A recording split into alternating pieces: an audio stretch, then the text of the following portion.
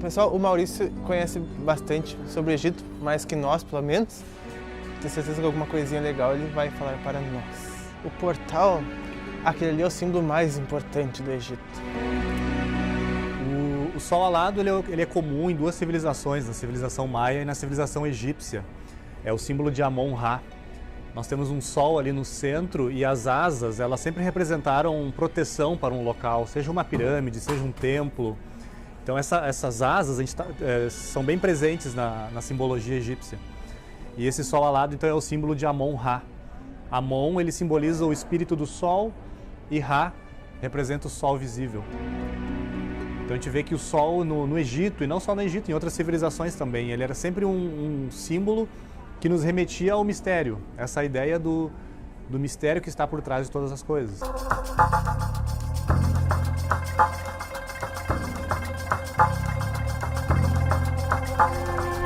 Então esse é o deus Anubis, ele é considerado um deus psicopômpico dentro do Egito. Ele faz a transição, digamos, das almas para o outro lado. E o Egito tem muito disso, né? O Egito ele usa muito o simbolismo dos animais. Porém, a gente pode achar às vezes que pela civilização egípcia usar animais, ela é mais atrasada, digamos, do que a grega ou a romana, que utilizam deuses em formas humanas. A gente pode estar às vezes enganado. Os egípcios tinham um profundo conhecimento da natureza, então usavam esses simbolismos relacionados ao reino animal, né?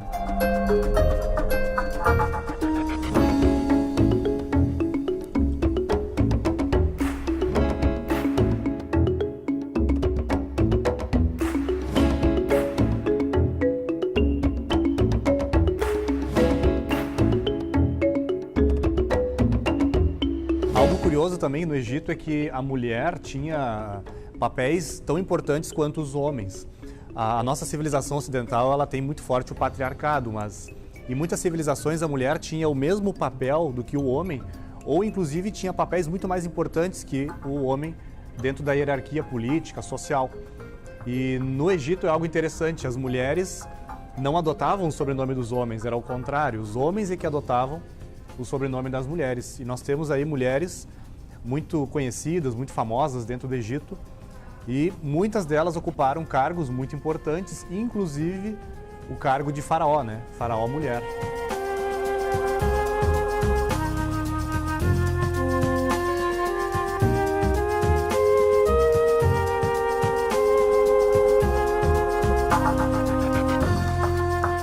Os degraus na cabeça de Ísis, a Ísis, além de ela representar a deusa da sabedoria, a deusa do amor, a deusa da verdade, então, por estar relacionada à sabedoria, ela tem esses degraus em cima da cabeça.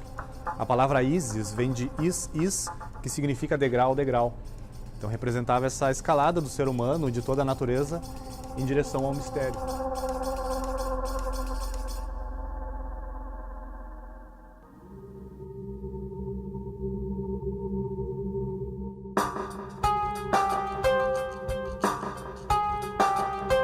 Aqui nós temos novamente outras representações de Anubis e aqui no processo de mumificação, né?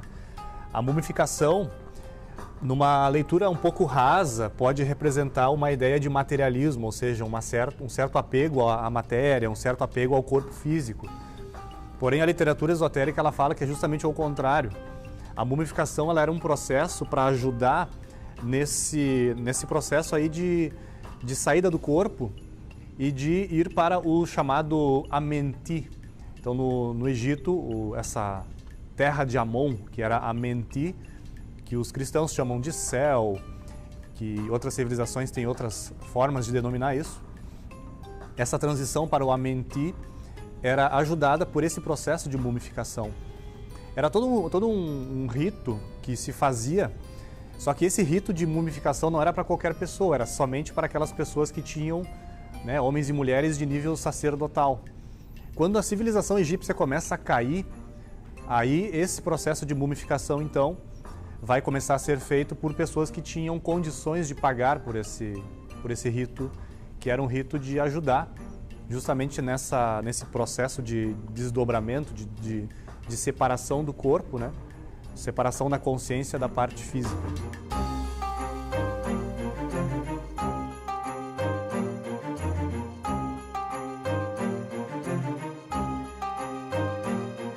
e o que pode também gerar confusão, né? A tumba, ela é diferente do sarcófago. A tumba era onde era feito esse processo de mumificação, onde havia o desencarne da pessoa, e a tumba normalmente ela era de madeira. O sarcófago é diferente, o sarcófago ele era de pedra e era em criptas subterrâneas ou dentro da grande pirâmide, onde se faziam as provas iniciáticas. Então o sarcófago eram as provas iniciáticas. A tumba é diferente, a tumba era onde havia o famoso caixão de hoje em dia, onde a pessoa era depositada para se separar do corpo. A deusa Sekhmet também tem um simbolismo bem bacana, ela tem um rosto, né, de leão, é uma deusa, é uma leoa, com corpo de mulher, obviamente, e ela está relacionada com o karma. Da mesma forma que Maat era a deusa da justiça, a deusa do Dharma, a deusa da verdade no Egito, a Sekhmet representava essa lei complementar da natureza que seria a lei do karma. Então é interessante, né, essa ideia de uma deusa leoa. Como que se comporta uma mãe leoa, né? A mãe leoa, quando os filhotes estão comportados ao redor dela, ela fica tranquila. Agora, se os filhotes começam a sair muito longe, começam a aprontar, ela vai lá e traz de volta. Então é mais ou menos como funcionaria essa lei da natureza, a lei do karma, né? Uma lei de justa retribuição, uma lei de equilíbrio, que seria uma lei que anda junto com a lei do Dharma. É uma lei que dá sentido para todas as coisas na natureza.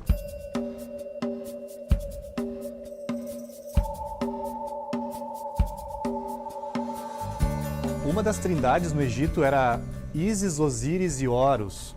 O Osíris ele representa o pai, Ísis representava a mãe e Horus representava o filho.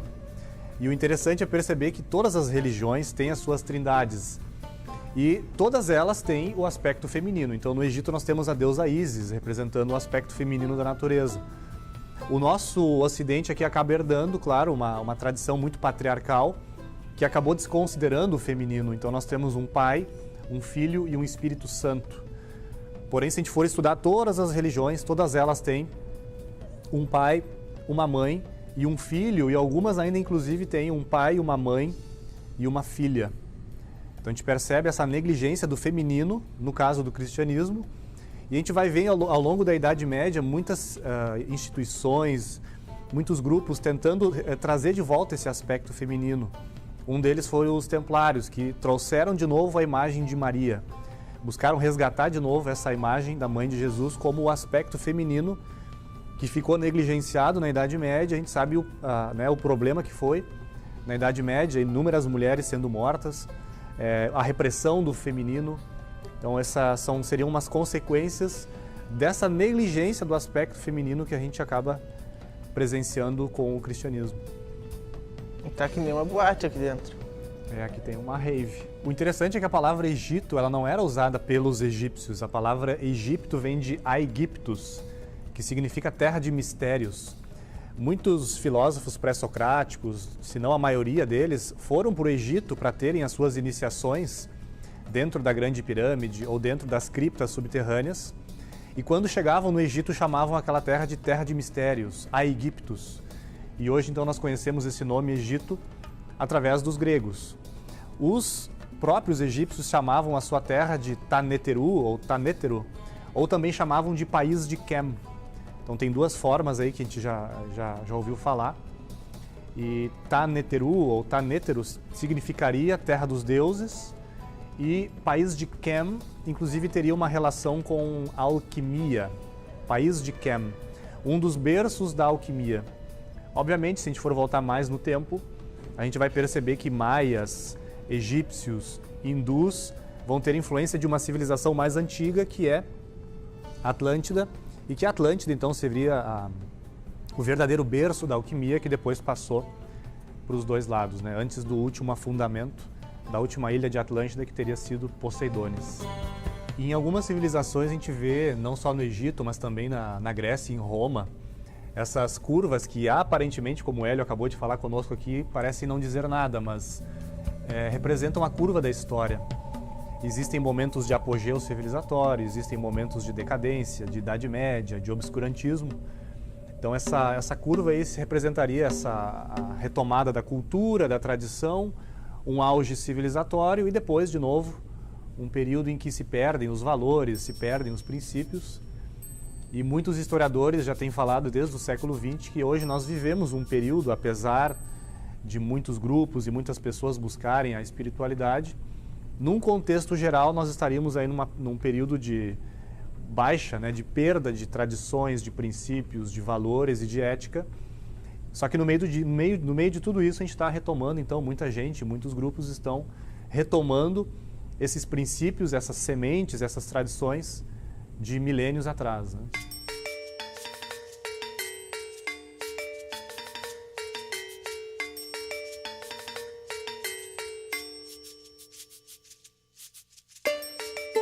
O obelisco também é outro símbolo presente em muitas civilizações. As pessoas que esculpiam o obelisco no Egito, eles procuravam uma pedra única. E há também vestígios no Egito e em regiões ao redor do Egito de pedras únicas que começaram a fazer o obelisco e pararam no meio do caminho porque começou uma rachadura. E a gente se espanta com o tamanho dessas pedras, com o tamanho desses obeliscos. E é difícil de entender como é que eles transportavam depois essa pedra única, porque ela ficava deitada, eles esculpiam o obelisco e depois levavam para uma distância muito, muito grande, né? Uma distância enorme com relação ao local onde estava sendo feito o obelisco. E o obelisco tem um simbolismo bem interessante também, são os 4 elementos da natureza, terra, água, ar e fogo, em conflito, né, em atrito, buscando justamente um quinto elemento, um quinto estado de consciência, que está presente não só na natureza, né, está presente também na experiência humana, onde nós teríamos, segundo os egípcios, 4 corpos, né, o corpo físico, o corpo energético, o corpo astral e o corpo mental, buscando um quinto estado de consciência que a gente poderia chamar de espírito, alma imortal, eu sou, eu quântico. Aí as tradições têm as suas diversas formas de denominar esse mistério que habita na natureza e também em nós, né? Outro símbolo presente também na civilização egípcia é a esfinge. Se fala que originalmente ela tinha asas, inclusive.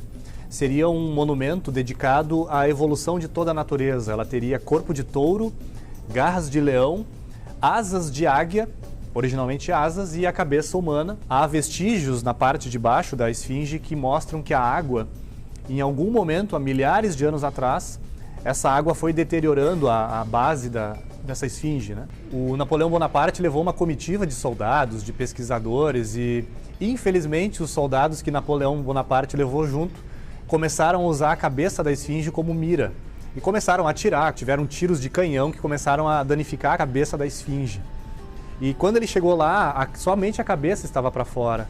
Ela estava toda soterrada, né? A areia cobria todo o corpo da esfinge e somente a cabeça estava para fora. E ele pediu então para que aquela comitiva que foi junto com ele tirasse aquela areia para descobrir o que tinha embaixo. E tinha realmente o corpo dela. Então, mais uma vez, ela foi redescoberta, né? Porque várias vezes ela foi soterrada com areia. Para os egípcios, a sede da consciência humana está no coração.